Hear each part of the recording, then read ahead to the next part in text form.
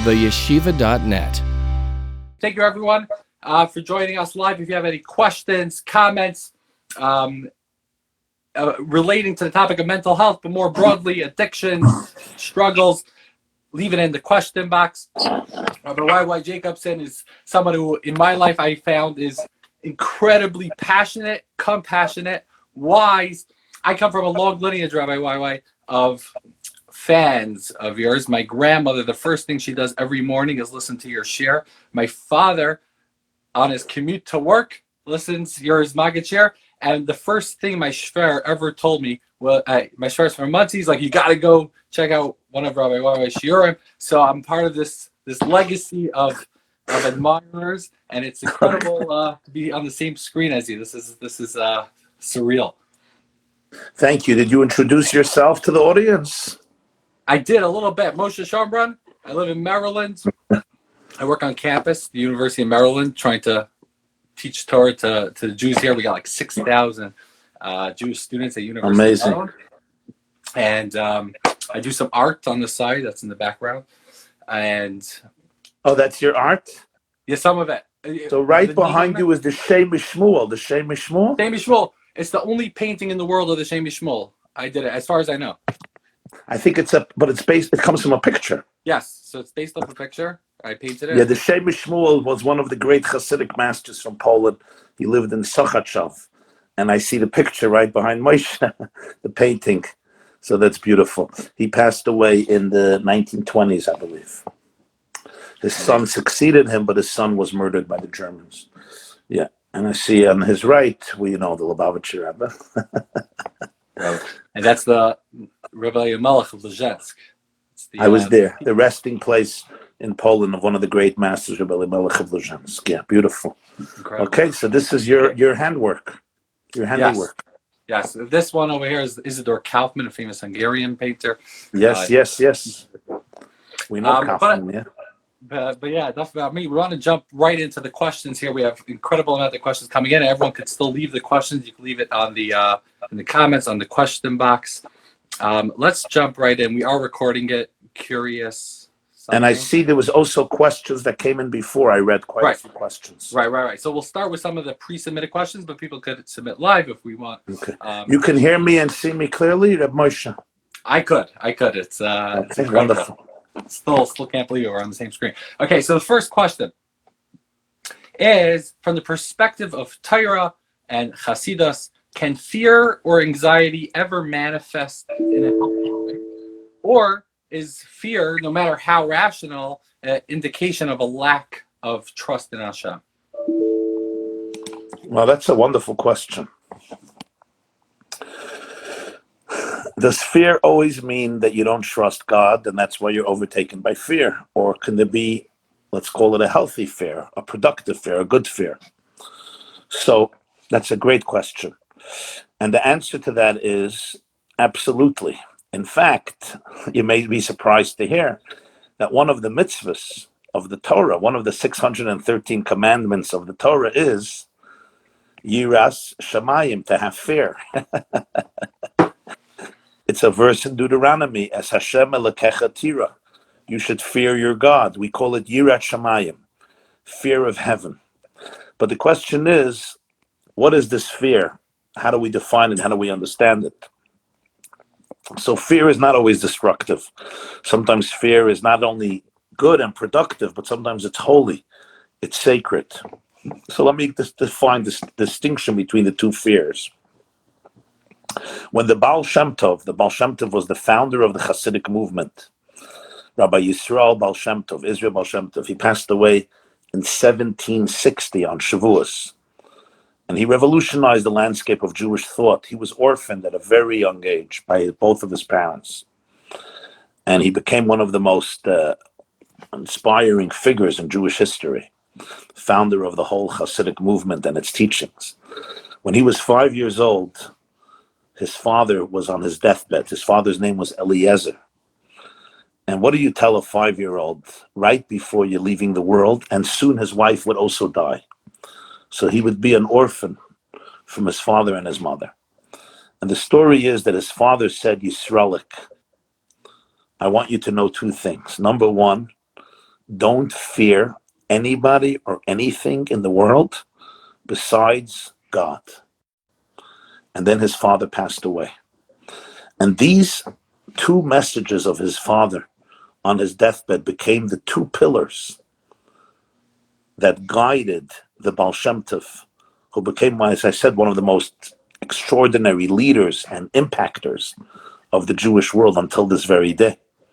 So his father gave him these two messages, probably the greatest gift that a father can give a child, especially if he's not going to be around, not to fear anybody or anything but God. And what he meant by that was that if you fear God, you don't have to fear anybody or anything else. Because naturally we do have to fear. How can I not fear anybody or anything? I should be afraid. There's always somebody to be afraid of, even if you're very successful and you're independent and you're autonomous and you're your own boss. But there's always somebody I have to impress, right? There's always somebody who has some power over me. So I'm going to be afraid. How could I not be afraid? But only when you can really inculcate within yourself a genuine fear of God, then you really don't have to be afraid of anybody or anything else. Now, what does it mean to fear God? What is this fear? What is this fear of God? Why should I fear anybody? We tell people don't fear. Fear is not healthy. But there's some fears that are very, very good. For example, very simple. If somebody tells me I'm afraid to jump off the Brooklyn Bridge, is that a good fear? I'm like, yes. It's a very, very good fear. I'm afraid to jump off the Empire State Building. That's good. I'm afraid to play with certain items that are very dangerous. Okay, thank God. I'm glad you're afraid. This is not a bad fear. This is not a paralyzing fear. This is a fear that means you're healthy. You're allergic. I'm afraid to eat food that can kill me. Yeah, that's good. So fear of God on the most basic level is understanding that Hashem has told us that there's certain things you want to be afraid of. You want to be afraid of things that are immoral. You want to be afraid of hurting somebody else. You want to be afraid of things that can damage your soul, that can hurt your loved ones. That's a very, very good fear, even in 2021. I wish that everybody has a little bit of that dosage of fear. There is also deeper levels of fear. When you speak about fear of God, the great mystics talk about fear in the sense of awe, reverence, respect, the feeling of humility in the presence of greatness. Mark Twain said when God created the Grand Canyon, he didn't create the adjectives with which to describe it. Sometimes we're in the presence of greatness and you just feel the sense of awe and your ego melts away or gets diminished. So that's a deeper, it's called yiras haraimamus, a fear of exaltedness, a sense of deep reverence. And in life, it's a great blessing to be able to have that ability to be moved in that way, where I feel like my ego is reduced and I'm just mesmerized by that presence of greatness. That's amazing. What about then the second part was anxiety? If somebody has anxiety, they're worried. Is that indicative of just a lack of trust in Hashem? And That's a great question. That's a very different question. And the answer to that is absolutely not. To tell everybody that has anxiety that it means you don't have a relationship with God is simply not true. And if somebody does say that to you, they may not know one of two things. They may not know anything about anxiety, and they may not know anything about fear of God. Fear of God doesn't mean I don't have anxiety. Some people have anxiety for various reasons. Sometimes it's genetic. Sometimes it's based on nurture. Sometimes it's based on certain events. Sometimes it's based on something internal. Sometimes it's based on a trauma. Anxiety is not always a choice that you could just snap your fingers and say, if I would just think positively and if I would just have fear of God, I would get rid of all my anxiety. Do not feel guilty and start blaming yourself that because you have anxiety, it means you're not a good person. You're not a good Jew. Yes, sometimes a person's faith and resilience and relationship with God can eliminate all anxiety. And if that's the situation, you should certainly strive for it. But you have to respect the fact that sometimes anxiety could be a very deep condition, sometimes a chronic condition. And even all the teachings in the world don't eliminate it, and you have to respect that. Fear of God can help you deal with the anxiety. It tells you that God is here with you, that at your core you're not anxious, that at your core you're part of the divine. So relationship with Hashem helps you confront the anxiety, not be afraid of the anxiety, not let you be defined by the anxiety, realizing there's something deeper than your anxiety. But we have to have compassion and respect towards our anxiety. It may be rooted in a deep space, and you may need time and healing to get rid of it. And sometimes it's far from easy task. It's incredible. There's so much in there. I'd love to narrow it down. It's a very intense subject. Let me tell you something, Moshe, and everybody who's listening. Today's day and age, I would say, it's one of the top struggles of people, anxiety. It's a funny thing, because in many ways, our generation has been blessed with certain gifts that other generations didn't even dream of. Right? In terms of a lifespan, in terms of prosperity, in terms of opportunity, in terms of freedoms. Not that we don't have our share of tragedies and pain, we do. But compared to previous generations, if you would describe to somebody 100 years ago what we have today, it's like, wow, they will be walking around happy. They will all be happy. First of all, we have so much more time. The Industrial Revolution and everything, just working on a computer, working with, we take for granted phones and planes and all these types of things. So we have so many opportunities, but it did not eliminate anxiety. It's fascinating. Some say it increased anxiety. I don't know if it increased or this, but it's a fascinating thing that anxiety today is a very, very common thing. I get lots of emails a day and questions, and I have to say a huge amount of them are focused on anxiety. So this means that it's one of the great challenges of our times.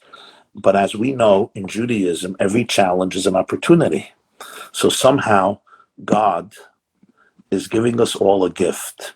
And the gift is that it's our mission to cleanse our generation from anxiety. I think that the trauma of the last 2,000 years of Jewish history are now coming to the fore, because we are the ones who were chosen to confront it and extricate ourselves from it to the best of our ability. So I know that it's often debilitating and very difficult, but I tell all of you and myself and all of us, I also have anxiety, that we really don't be afraid of your anxiety. It's an alarm clock. Don't hate your alarm clock. Your alarm clock is here to wake you up, to make you alert to what you have to work on. Anxiety is here to point me towards the direction where I have to fulfill my mission in life and things I have to confront. So it's difficult, but it's also a gift. I know it's a difficult gift. It's a challenging gift.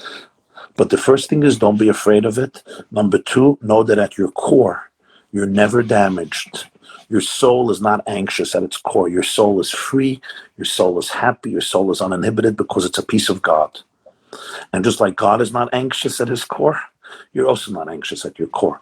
There is freedom and infinity and infinite reservoirs of joy and confidence and happiness at the core of your soul.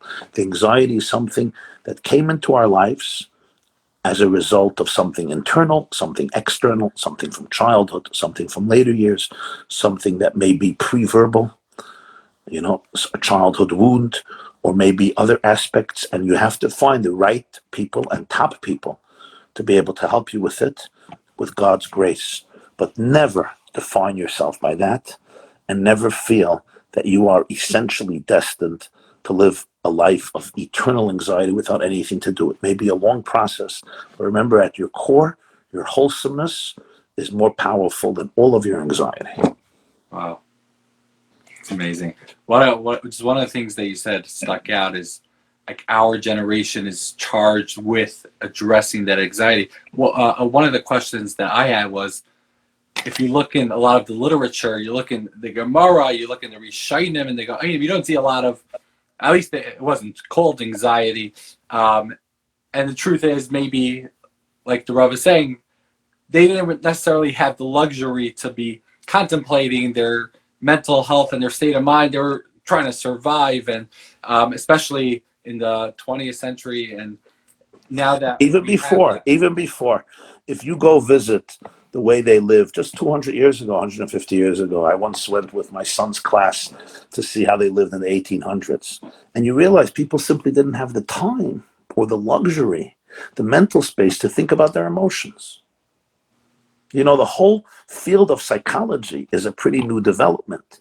In olden days, it didn't even have a name. It was like a branch of philosophy. Understanding people was a branch of general philosophy. Psychology has become a self-contained discipline literally in recent times, just a little more than a century ago. And of course, the father of psychoanalysis was a Jew named Shlomo Freud, or Sigmund Freud. I should also mention that just a few days ago, Dr. Aaron Beck passed away, a Jew, 100 years old, and he's the founder of cognitive therapy, CBT, cognitive behavioral therapy, which has made a major contribution in the field of psychology and in many ways differed from Sigmund Freud. And its founder, Dr. Beck, a very brilliant Jewish man who dedicated his life to help people through that particular method.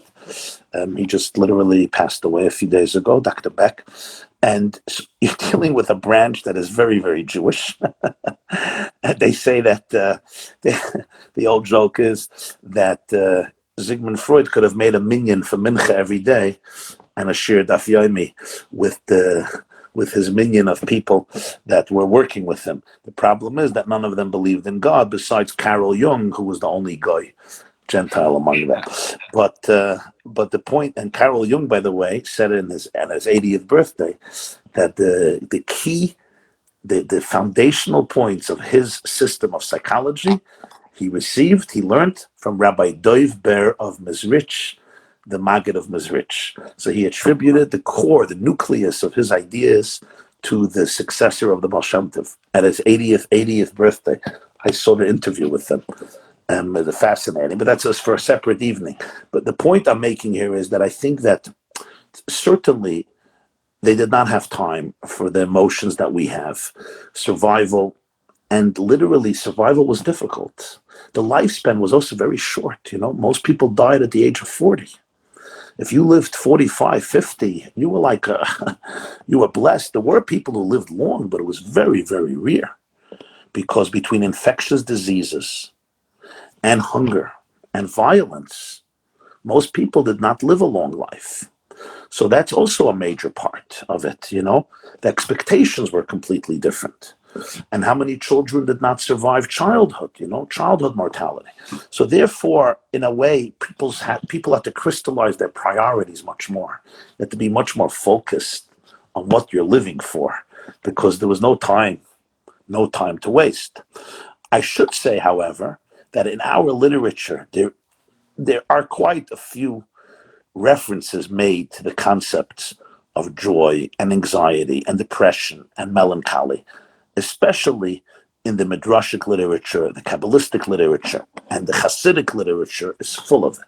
Hasidic literature only begins 300 years ago, because the Baal Shem Tov was born 1698, so it's a little more than 300 years ago. And that's when it parallels with the Enlightenment. The European Enlightenment begins at the end of the 17th century, literally parallel to the Baal Shem Tov, and that wasn't a mistake. It was certainly a providential. And the Enlightenment really created an era where people focused more on the individual.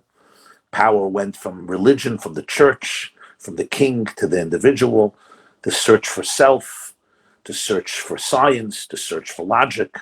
So as that was developing, Judaism also developed a tremendous focus on what you might call psychology, the internal self, both in the Musar movement, which was centered in Lithuanian communities, and the Hasidic movement, which was centered in Ukraine and Poland, and ultimately also Lithuania and Hungary and much of Eastern Europe.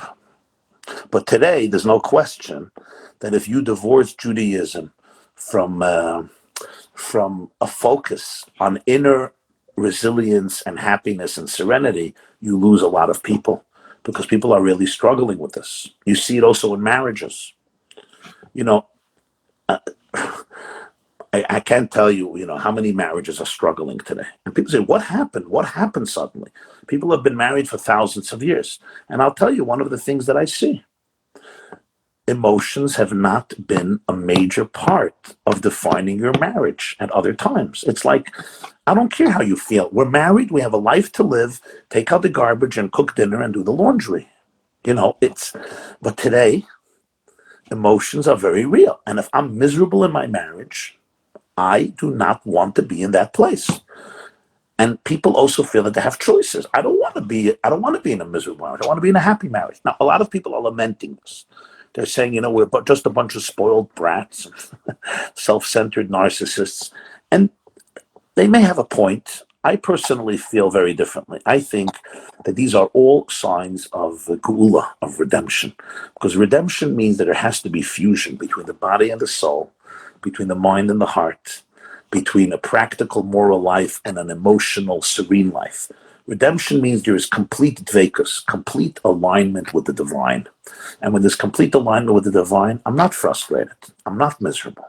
I am happy. I'm not just a soldier who obeys, but internally I am completely alienated. That's not geula. That's galus.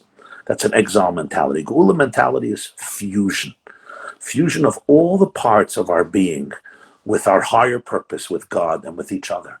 And I think that's what our generation is yearning for. So I know people are sometimes pessimistic, but maybe I'm too optimistic, but I see in it a very genuine and spiritual, transcendent yearning for fusion. So I celebrate it. That's incredible. I love that the psychology and the self-awareness is the synthesis with our neshama. And that's real. Now, wow. as always, every gift comes with a challenge. People can misconstrue it, like everything.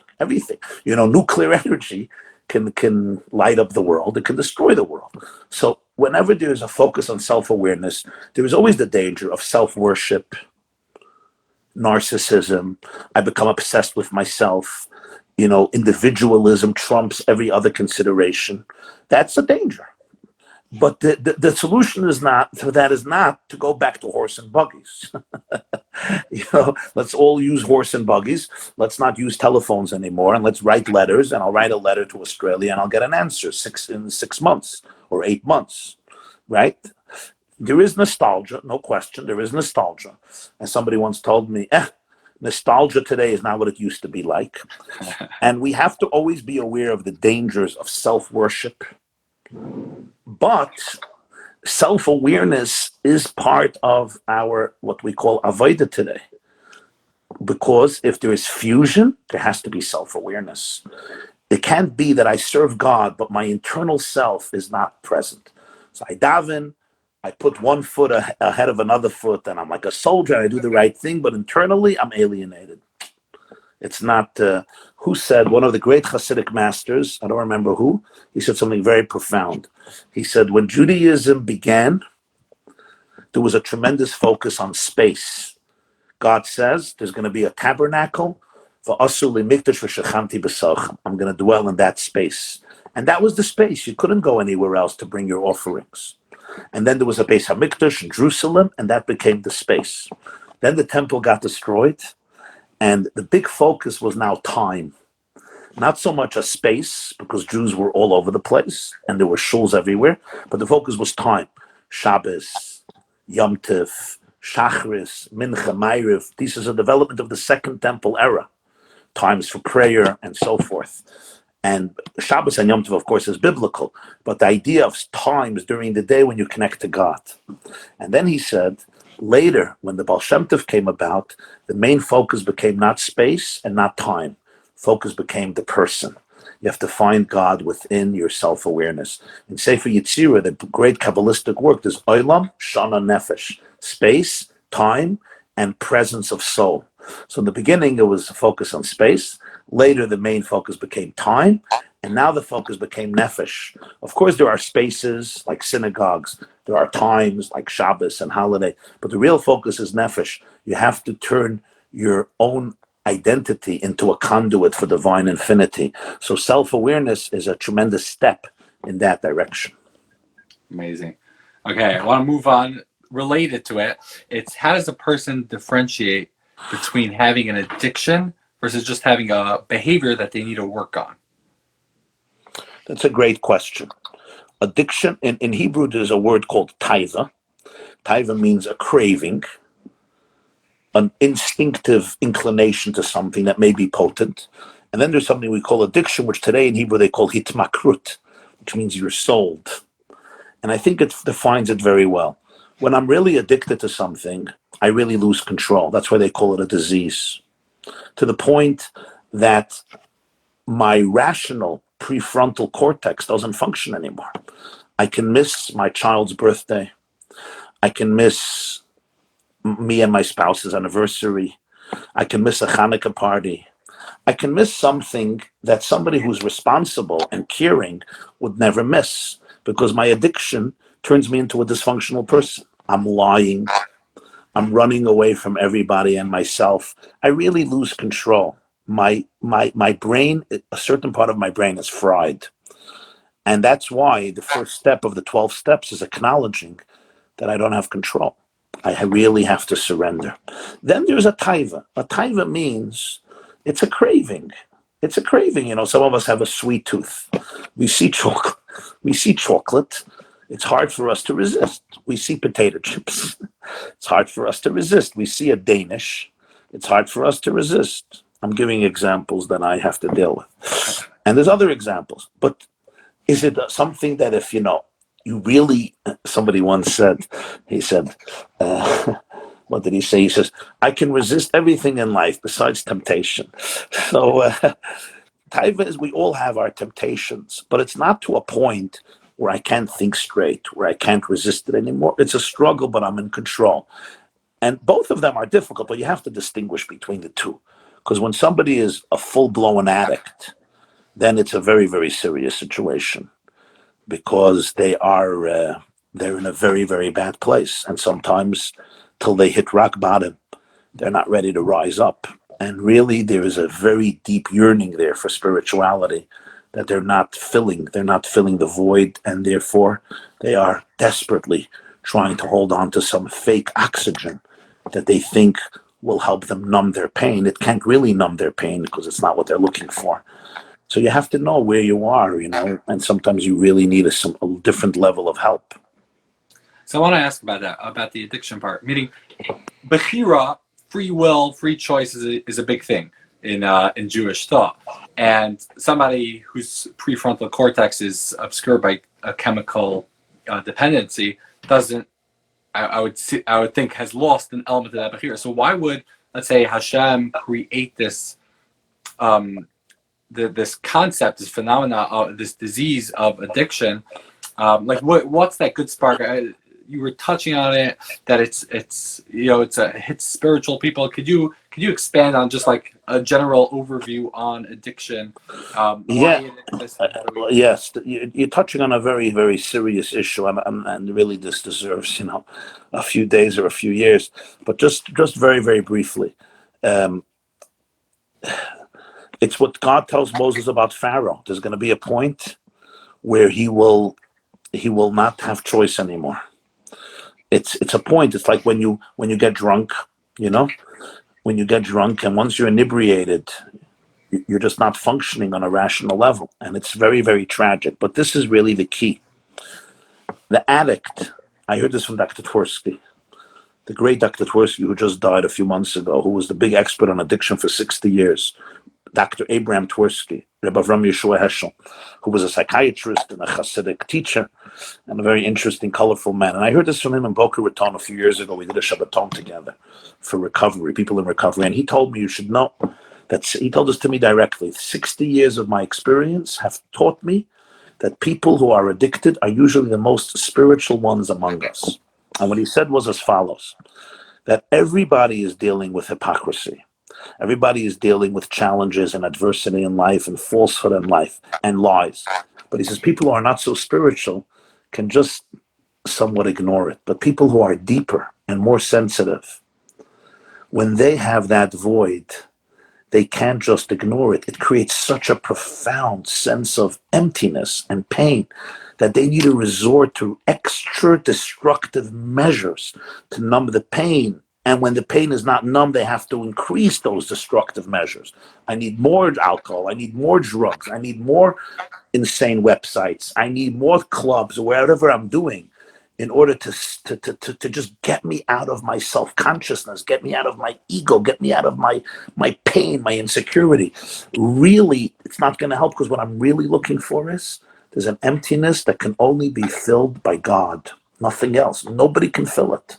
Not money, not women, not men, no websites, no alcohol, no gambling, no cocaine, nothing, not validation, not attention, no physical pleasures.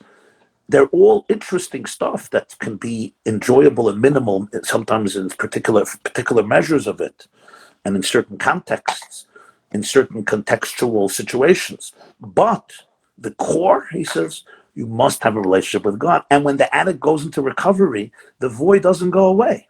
It stays there forever. He's always going to have to deal with it, because addiction is really the soul crying out for a real deep relationship with transcendence.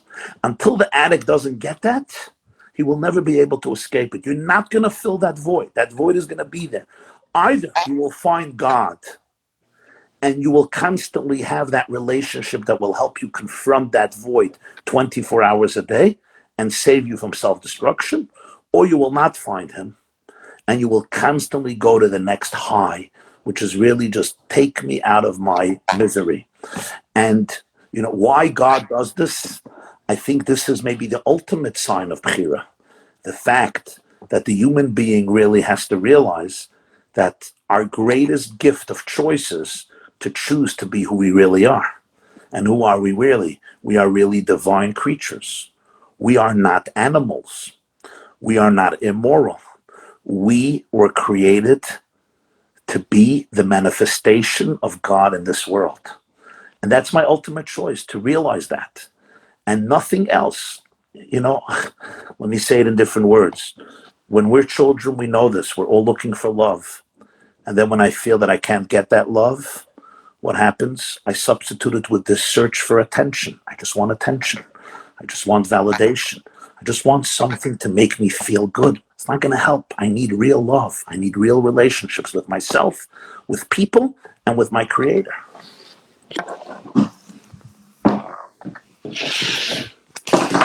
Well, that's incredible. So the search, it sounds like, if I'm understanding, the addiction is less about how it's manifesting and the behavior that it's bringing about, but the root of it's coming from this great yearning for something deep. So then how do we, let's say for ourselves, if we want to prevent falling? I mean, of course, if somebody's in a pattern, they're stuck in addictive behavior.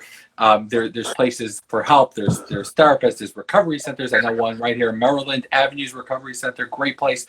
What about somebody that's wants to prevent falling into that behavior? So they have this great yearning. So or for our children, if we want to, our children are growing up in the world as it is today, and we want to hopefully prevent them from falling into such a negative way of filling that yearning or trying to fill it. So what are some practical ways we could avoid that? What an important question. What an important question. We have to recognize the following. Addiction is not the problem. Addiction is the solution. When people say addiction is the problem, they're missing the point. Addiction is not the problem. Addiction is the solution that the addict is using to help him or her escape their misery momentarily. We want to understand what's the problem. The addiction is not the problem. The addiction is where he's running. Why is he running there? Why is she running there? Because there's a problem. That's what we have to address. That's much harder. It's easy to turn addiction into the enemy, but addiction is the solution. Addiction is their best friend. We want to understand what's the problem that's driving them to addiction. That's much harder, because now we have to address ourselves, not them. As long as addiction is the enemy, that's great, you know? We have an enemy called Hitler. We have an enemy called Nasrallah. We have an enemy called Ahmadinejad and Rawani. And we have another enemy called addiction. Great. At least we know the enemy. But if addiction is the solution and they're running to that solution because there's a problem, now I have to look into me. I have to look into me. What's happening in my house? What's happening in my heart? What's happening in my soul? What's happening in my family? What's happening in my parenting? What's happening in my school? What's happening in my community? That takes a lot of introspection. We need to be able to address every one of our children in a very meaningful and real and authentic way for them to feel connected, for them to be able to feel their value, their dignity. Every child needs attachment in a very deep place. They need the 4 S's. They have to feel safe, secure, seen, and soothed. This is critical. This is the greatest antidote to running to addiction as the solution. Because when I don't have resilience and I don't have attachment, and I'm feeling this terrible void and this terrible pain, especially if there was abuse or another trauma, so I have this gaping void that I have to escape, and addiction is a wonderful, fake, and superficial solution. And the greatest antidote to that is attachment, connection, attachment with our children, with our students, with our spouses. You know, that they note in research today, there's a famous quote that the antithesis of addiction is not sobriety. Not sobriety. We used to think it's sobriety. Proof is your 84-year-old grandmother breaks her hip, God forbid, goes to the hospital. They give her drugs, including cocaine sometimes with a different name. After 3 weeks, she should become a full-blown addict. But she doesn't. She goes home and she's fine. What happened?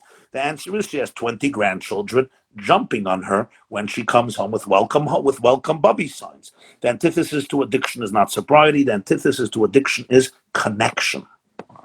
Connection. That's it. The first thing God says is not good in the Torah. What's the first thing that's not good? Loi toiv. The whole creation is good. Toiv. God saw everything is good. If you go to Genesis, the first thing he says is not good.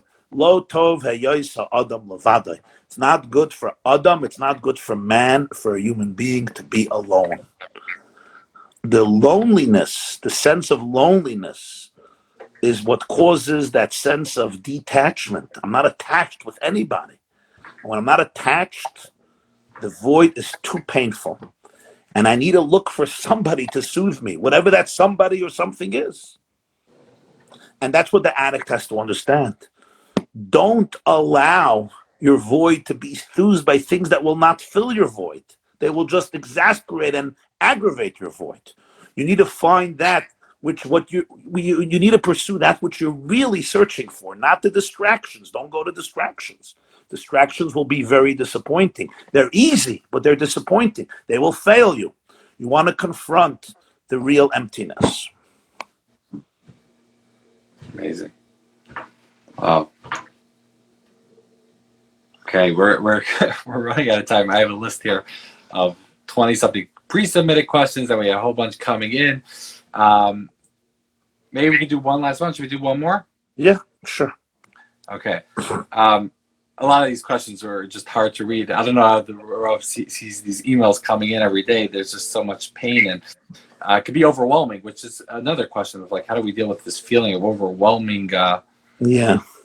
And this one, I guess, is related. It's coming from a mother who says, I feel sick saying this because I love my children dearly, but I hate life with kids. I feel like that my pre-child life was great and awesome. Now that I'm here, I'm just completely overwhelmed. I've lost myself in the process. I'm busy with my kids. I'm busy with running a household, and I just don't have time for myself. I just feel overwhelmed by all my obligations. I feel this myself in my own life. We have chakras and learning and the family and the job, and everything just increases and increases. And it's like feeling overwhelmed at times. I'm like, how do I juggle this? How do we navigate this? Yeah. Okay, so Well, what's the conclusion of her question? It's very hard for me with children, and what's the question? I didn't know how hard this was going to be. Now I'm here. I feel stuck. What can I do? Okay, so that's a very serious question. I feel stuck. What can I do? She's not just saying, give me advice because it's overwhelming. It's like I really don't want this life. Like I feel really stuck. Right. So I think the first thing is it's important to validate these emotions and have compassion for them. Some people just organically they gravitate to a life with children. It's their dream come true. And the more children, bring them on. Just bring them on. And they somehow come to life. Certain people, and it's amazing. There's a woman I know here in my community, and she told me, my dream was just always to have another child, another child. I loved pregnancy. I loved delivery. I loved birth. I loved nursing. I just loved it. She told me she has a lot of children, thank God, more than a million, and she wanted more. She tried to have more. So, that's amazing and it's incredible. And, you have to salute these people and God bless them and they should have all the strength and stamina. They're amazing, but not everybody is like that. So the first thing is it's important, not to feel guilty about the emotions you have, because yes, a life with children is a different type of life. There's a reason that in the secular world, so many people are opting out of marriage and out of having children, because a life of raising children is a life of incessant commitment, dedication, sacrifice. Your nights are different, your days are different, especially when you're a mother. Fathers still there's a famous interpretation of the Haksava Kabbalah. It says that Leah had a son Reuven and then a son Shimon, and then when she had her third son Levi, she said, now my husband will join me, and she named her third son Levi, which means joining. So some of the commentators say, maybe humorously, she said, when she had the first baby, I can hold him in my right arm. The second baby, I can hold in my left arm. What happens with the third baby? So now I need my husband. Finally, he's going to realize that he's not a bachelor anymore. So sometimes for men, it takes another few years to realize that they're not bachelors and they can't just run to shul or to work whenever they want or go skiing or other forms of recreation whenever they want because you're a parent. So I think it's important just to validate. Yes, there's a lot of your life is inhibited. You can't leave without a babysitter, and you may not be able to get a babysitter, and it may not be good to get a babysitter, and you know it.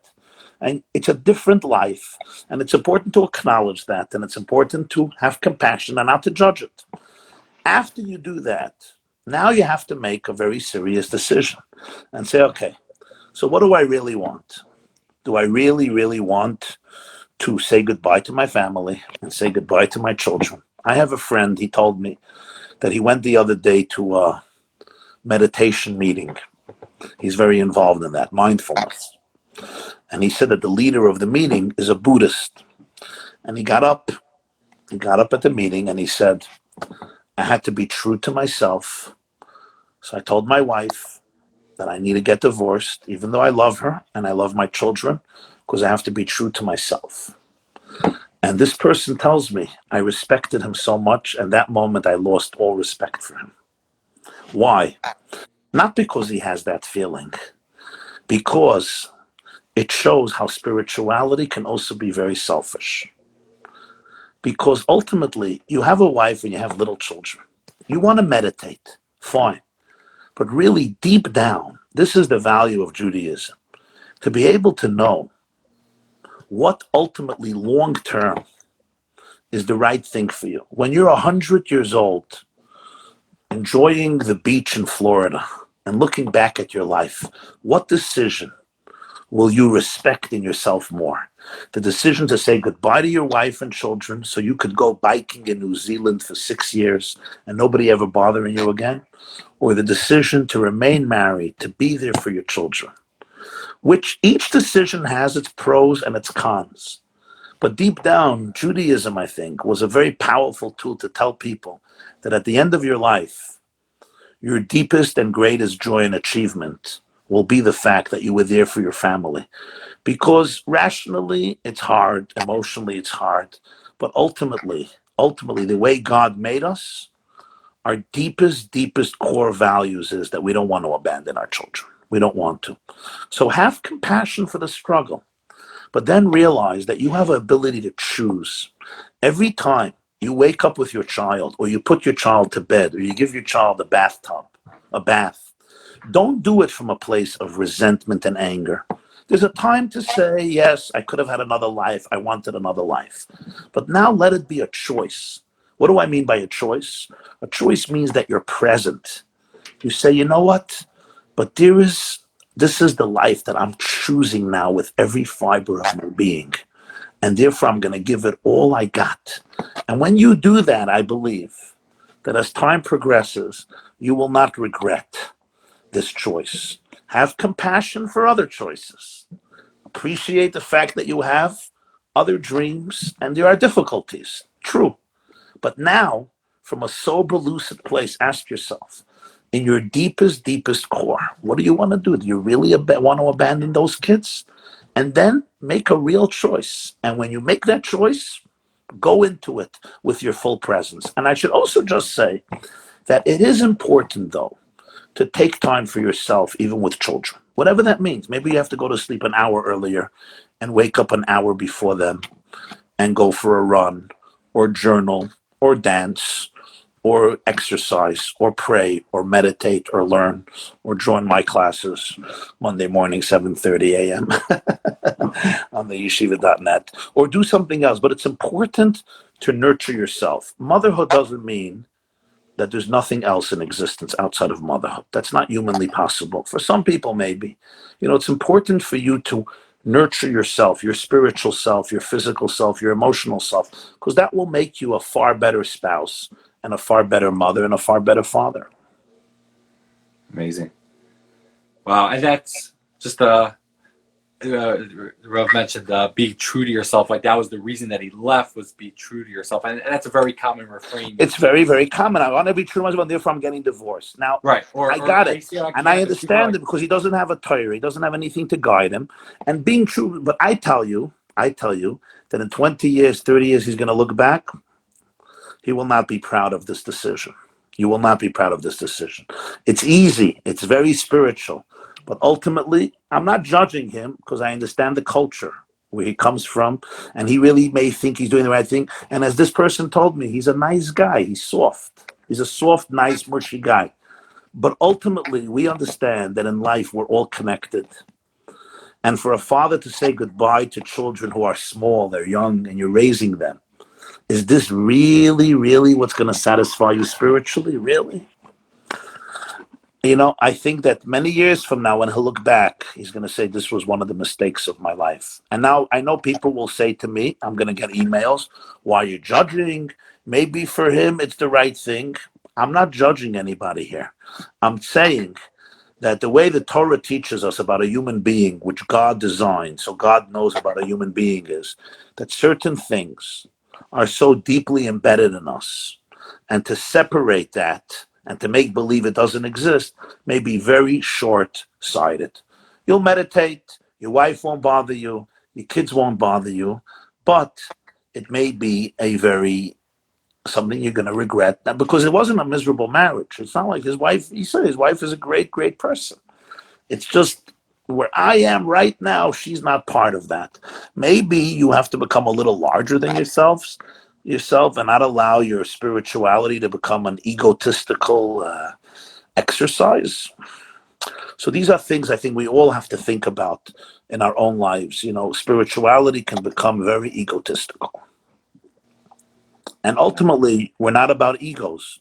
We are servants of God, and that's when we are the most happy, when we do and fulfill our mission. We are miserable when we don't fulfill our mission, because we're designed to be conduits for God, not just to be people focused on what I want right now. It's a very superficial pleasure. And it could be very practical. Let's say I wake up in the morning and my wife is struggling. 3 kids are screaming, and I want to go daven chakras and learn the daf be'iyah, Marashi Taisvis, learn a shir for yeshiva.net. And then is that just me doing my egotistical thing and feeling spiritual when in the meantime maybe I should stay back, and that's going to come up first times. One of the great spiritual teachings of the great masters was service of God does not always have the same look. Sometimes it means going to synagogue, and sometimes it means staying home. Sometimes it means opening a book, and sometimes it means closing a book. There's the famous story about the Alter Rebbe, the Baal HaTanya, founder of Chabad Rabbi Shnei Zalman of Liadi. He was the night of Yom Kippur. He was in the talus praying Kol Nidre, and he took off his talus, and he left the shul. He was living in Lyozhne, Belarus, and they said he went to the end of the town. There was a broken home, and there was a woman who has given birth. There was a newborn baby, and the family decided Yom Kippur they want to go to shul. But he felt that she was desperately yearning for hot soup for herself and the baby. And it was the night of Yom Kippur. He made a fire, and he cooked a soup, and he fed it to her. So I once heard from the Lubavitcher Rebbe, I heard this myself. He said, okay, it's a basic law. If somebody's life is in danger, you have to violate Yom Kippur. Why is it such a unique story? And he said the uniqueness of the story was that in the middle of Kol Nidre and Yom Kippur, he felt the anguish of this woman. It's not that somebody made a Hatzalah call, they said, so he went. He felt, in other words, in the highest of highs, he felt the anguish of a young mother who gave birth and its hungry baby. And that's the idea. The idea is that serving God doesn't mean that I right now go to shul. Maybe that's exactly what it means, but maybe now it means the exact opposite thing. Maybe it means that I don't go to shul. It's a very delicate thing, because if it always means the same thing, I'm going to say this a little bluntly, then it means I'm not worshiping God. I'm worshiping my comfort zone. If God always looks the same way every day, it's probably not God. It's probably your comfort zone that you worship. You call it God. And the reason is because God has no image. If God has no image, it means he's unpredictable. So what God wants from me today may be the exact opposite of what he wanted from me yesterday. And blessed are the people who don't get stuck. Their religion doesn't become an exercise in stagnation, smugness, and emotional paralysis. It's just like with children. What God wants from you regarding one child may be the exact opposite of what he wants from you regarding another child. So I can't live that way. And the answer is, well, living with God means first and foremost living with quantum mechanics. And living with quantum mechanics means you live with paradox. We're not afraid of paradoxes. We're not afraid of paradoxes. God has no image. No image means he can be a particle and he can be a wave. Not only even light is a particle and a wave. So even creation is paradoxical. Certainly the creator has no fixed image. So whenever Judaism becomes too fixed, be careful. Right, maybe a critique if everybody in the school or the system or the community is trying to come out in one certain image. Listen, there's something called halacha. Judaism cherishes structure and discipline and schedule. There's a time for there's morning and there's afternoon and there's evening. And that's the beauty of it, because it's not just a bohemian transcendent faith where, let's just fly into the heavens and do whatever we feel like. That's not the power of Yiddishkeit. The power of Yiddishkeit is there are concrete structures, we call them halacha. But if they become traps, they are tools to transcendence. Structure is here to allow you to transcend structure, not to worship structure. And it's a very subtle distinction. When structure starts becoming the target of worship, it's not anymore about God. It's sometimes about my OCD. Structure is here to... Structure is the tool to touch that which transcends structure. Because you have to work through structure. If not, it becomes just chaos and irresponsible. It's an exercise like Woodstock, no boundaries. And whenever there's no boundaries, everybody loses. We live in a world where you need boundaries. It's respect. You need respect. But the boundaries are here to be able to touch something that transcends boundaries. And that's a very, very subtle and delicate level of awareness, because there are people who hate structure, artists, bohemians, and there are people who love structure because they are what's the word? They're just they love everything perfect and predictable. They're control freaks. And you see that certain people, somebody once told me, he said, I became a Baal Tshuva because I needed a religious justification for being OCD. I said, I love the self-awareness. But he understood. He has a problem. And he loves halacha because it just tells you, he said, I needed somebody to tell me what to do every second. And the worst thing you can do is sit down on my seat in shul. If you sit down on my seat in shul, people, they lose it. They lose it. They want to convert. I remember I once went to a shul. I sat down in somebody's seat, and there was like a crisis. There had to be a board meeting because somebody sat down in your seat. Now, I understand some people really need structure. And the truth is, a person who's suffering from Asperger's syndrome, right? Sometimes if you shake that up, it can be very, very, very difficult and sensitive. But we have to realize we have limitations and not turn them into gods. We all have limitations. That's fine. But don't worship it. Don't turn it into God. And therefore you have the flexibility to be able to say, you know what? It's not the end of the world when my structure was shaken up. Amazing. Well, people who transcend structure, the artists among us, have to have the courage to say, and now God wants structure. And you know what? In Kabbalah, in Chabad Hasidism, there's a beautiful insight. There's something called vessels, and there's something called energy. Oir and Keli. Energy is like artistic infinity. Vessels, containers, are finite structures. Which one reflects God? Light or vessels? So the Alter Rebbe writes, God is neither light or neither vessel. He's not infinite and he's not finite. So how do you find God?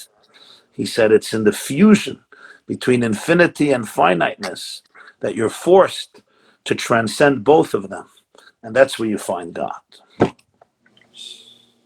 And that brings it back to the beginning, the fusion between our self-awareness, our spiritual goals. That's where real spirituality is. Real spirituality, you don't amputate anything. You don't get rid of anything. You don't say, part of me doesn't matter. Incredible. I was told that this was supposed to be a half an hour. So So I guess nobody here stuck to structure. Nobody here stuck to structure. The problem is you're a bohemian and I'm a bohemian. We need somebody of structure. The structured people, they cut things brutally. Sometimes you need that, especially with me. I always say double speed was created for me. Yeah. Okay, incredible. Hopefully we could get to do this again sometime. But Amen. Anytime, everybody, go to yeshiva.net. Amazing. The yeshiva.net. The yeshiva.net. The T-H-E. It's a great name. With websites, if you don't get every letter right, the intentions don't matter. You need the structure. That's like halacha. If you miss out a dot or you miss out a letter, you're not getting to the website. So you see from here that sometimes, God is in the details, but not only in the details. Amazing. So it's incredible. I think it's a great source for the entire Instagram that Rabbi YY, we had you on an Instagram Live. Thank you. Thank you. My pleasure. My honor. Thank you, everybody, for joining us. Thank you for your questions. Yes, thank you for joining, and keep sending in the questions because we're gonna do this again. Hopefully, we'll make it happen. And thank you to Moshe. Good stuff. Thank you, Rabbi. Great stuff. All the best. This class is brought to you by theyeshiva.net. Please help us continue the classes. Make even a small contribution at www.theyeshiva.net/donate.